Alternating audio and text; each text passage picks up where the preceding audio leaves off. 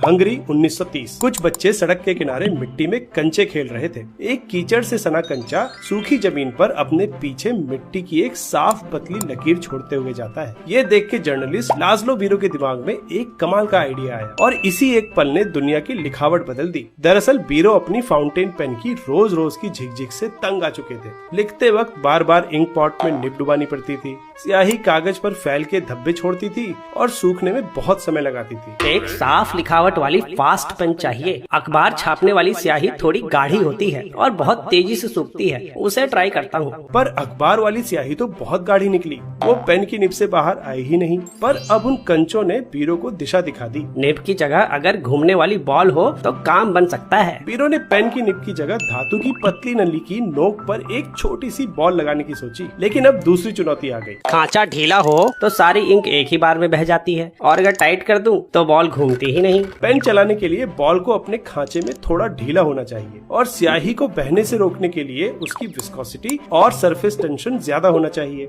एक जैसे मॉलिक्यूल्स के बीच लगने वाले फोर्स को कोहेसिव फोर्स और भिन्न प्रकार के मॉलिक्यूल्स के बीच लगने वाले फोर्स को एडहेसिव फोर्स कहते हैं। फ्लूइड के सरफेस पे कोहेसिव फोर्स अधिक होने पर लिक्विड अपना आकार बनाए रखने की कोशिश करता है और पतले गैप से बाहर नहीं आता। इस प्रॉपर्टी को सरफेस टेंशन कहते हैं। वहीं फ्लूइड के अंदर कोहेसिव फोर्सेस लिक्विड की दो परतों के बीच रिलेटिव मोशन का विरोध भी करती हैं। इस प्रॉपर्टी को विस्कोसिटी कहते हैं। ऐसी गाढ़ी स्याही चाहिए जो पेन का इस्तेमाल ना होने पर खांचे और बॉल के बीच के पतले गैप से ना बहे, लेकिन लिखते वक्त इसी गैप से बहने लगे। अब बीरो को एक ऐसी स्याही बनानी थी जो ज्यादा विस्कोसिटी और सरफेस टेंशन के बावजूद पेन घूमने पे बॉल के साइड से बह जाए और पेपर पे लगते ही तुरंत सूख जाए। बीरो और उसके भाई ग्योर्गी ने साथ मिलकर सॉल्वेंट और रेजिन मिला के एक इंक बनाई। ये एक ऐसी इंक थी जो शांत रहने पर विस्कस रहती थी, पर जैसे ही इसको हिलाते इसकी इंटरमॉलिक्यूलर कोहेसिव फोर्सेस वीक हो जाती और ये स्मूथली बहने लगती। अब ये रेडी है। जब बीरो ने ये इंक पेन में डाल के उसको कागज पर चलाया तो बॉल कागज के साथ फ्रिक्शन के कारण घूमते हुए चलने लगी।